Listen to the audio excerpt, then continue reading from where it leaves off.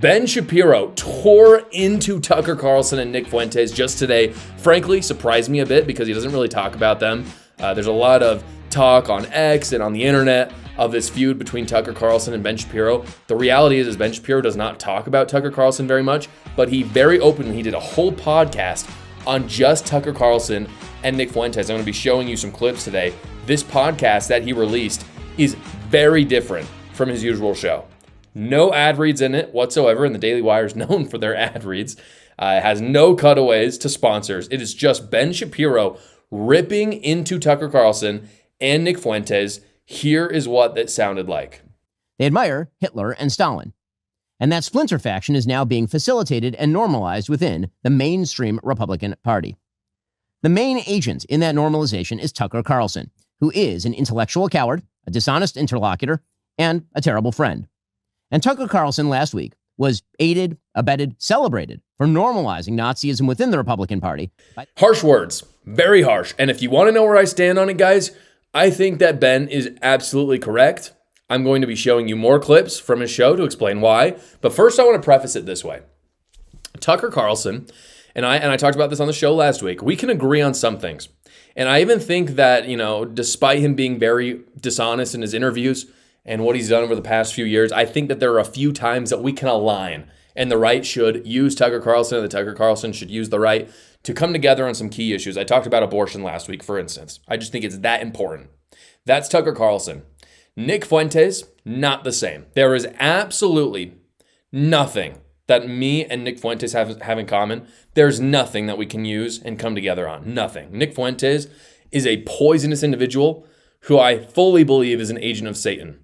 I make no qualms about that. His whole philosophy is designed to capitalize on spreading hate and dividing people. That is how he's made all of his money. He's done that for years at this point. I've seen so many people. It is so fascinating to me. I'll say that to them, and they'll say, "Have you watched his show?" And my response is, "Have you watched his show?" Like, there are actual Nick Fuentes people out there who will stare you in the eyes and will say that he's a Christian and that he is not hateful.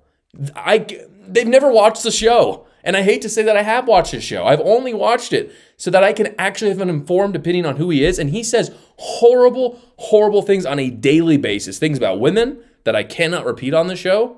Things about black people. Things about Jews. And again, regardless of who he's talking about, he does it because it's hateful and he wants to divide people. And that's how he's made all of his money. And none of his core tenets or philosophies are Christian or conservative. None. Now, with all of that, what you're seeing online right now is that if you say those things, you are called a censor. What you're saying is people on X, very mainstream people saying, "I stand with Tucker," or "I stand with Nick Fuentes." And the reason why they're saying that is they're saying, "I stand with their right to free speech. I don't want them censored," which would be fine. The problem is nobody's calling for their censorship at all. Let's just make this very clear. I do not want Tucker Carlson or Nick Fuentes censored. Neither of them. What I'm simply doing, and this is what everyone's doing, is that they're saying that they are immoral and should stop lying. That's not censoring. We are just calling them out for what they are. Ben makes that exact point on his show as well. Let's make one thing clear. This is not about free speech or cancellation. It was never about free speech or cancellation. Free speech has a definition: the right to speak free of governmental coercion. I believe in it, of course. I've always defended it. Criticism of bad speech is, in fact, just a form of free speech. Cancellation also has a definition: the banning of particular people, including people like Nick Fuentes, from platforms like X or Facebook. I believe that Nick Fuentes is odious and despicable, but I've never called for his cancellation. And in fact, I've called for his restoration to those services, despite the fact that I think he's odious and despicable. It is not cancellation to draw moral lines between viewpoints. In fact, we used to call that one of the key aspects of conservatism. What the far right is doing right now is very dishonest. You call them out for being immoral, and they say that you are censoring them, and they know that's not true. They know there's no censorship. They're angry that you are calling them immoral because they know deep down that they are. One of my favorite scriptures is that the wicked take the truth to be hard. That is so true, and that is so true of the far right now, especially with Fuentes and the groypers, as they call themselves. They're saying it to try to be self-righteous. Ben continues. Nick Fuentes' philosophy is not fully formed. It's an incoherent stew of malignity. But that's where Tucker Carlson enters the story.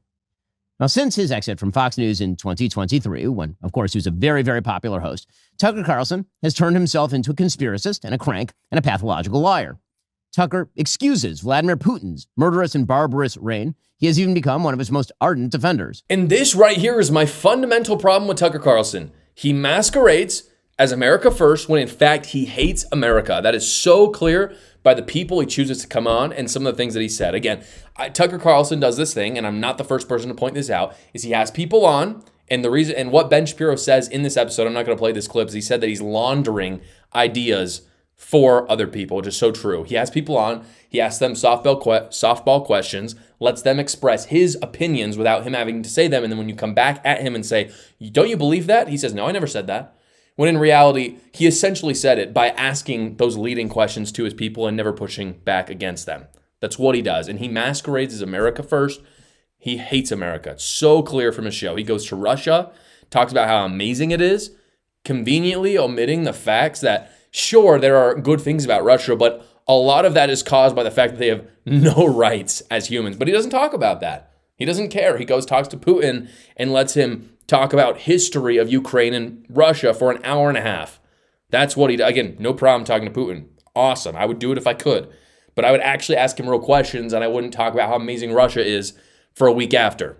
He defends, he's done this, Hamas is a political party working for his constituents while Hamas chants death to America. And of course, he pretends the U.S. is going to invade Iran, which we all knew was never going to happen. He clutches himself and goes, oh no. When we knew for a fact that the U.S., anyone with any brain knew the U.S. sending a bomber to strike one nuclear facility was not going to lead to war, like boots on the ground in Iran. If you thought that, you were not politically in tune. And I know Tucker's smart. Tucker knew better than that. He pretends the U.S. is going to invade Iran in order to protect his Qatari friends. We all know this.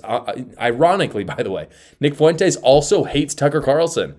He always has. And so this weird interview that they just had last week, which is what's kind of spurring this conversation, is very out of character. Nick Fuentes railed into him before they made up on the show last week. Here's Ben reacting to Nick Fuentes' opinion on Tucker. But I wasn't born with a silver spoon in my mouth. Tucker Carlson says, I have so many trust funds, I never have to work. Tucker went to a $45,000 per year private high school, then a $45,000 per year selective Ivy League school in New England. Tucker Carlson's daddy was a Reagan appointee. And then, after years of bragging about being an elite, bragging about being so out of touch and so rich, now he's going to be the spokesperson for all the white people. Now he's going to roll up his sleeves. I just like to hunt and fish in my log cabin. I care about Klarna and credit card debt. But then when it comes to me, I'm one of the real disaffected white people. You want to talk about me and them? I am them. Well, there was one big problem for Tucker Carlson in all of this. Nick Fuentes is absolutely 100% correct. Tucker is a coward, and Tucker's audience, much of which he shares with Nick Fuentes, knows it. And so Tucker hit upon a final stratagem. He let Nick Fuentes cuck him. And that is exactly what happened. Tucker Carlson and Fuentes have the exact same audience. They're the same people. It's the same, probably about 1 million people. I'd say maybe 40% of that are bots, but we'll include the bots in there. There's about 1 million viewers that consistently watch Carlson and Fuentes. They're the same. It's all about money for these people. All of it. So they have to rescind everything bad that they've ever said about each other, because if they don't, they will alienate their own audience. Fuentes did that for Tucker Carlson. Carlson just did that for Fuentes. So that is the new divide that we're seeing on the right now. This is why I'm talking about it, because I care about the conservative movement, because it has to be the thing that stands up to the left. If there's not a good opposition to the left, we're screwed. The left will take over. They are robust. They fight, dude. They never back down. The left keeps going. If there's one thing they're not, is lazy.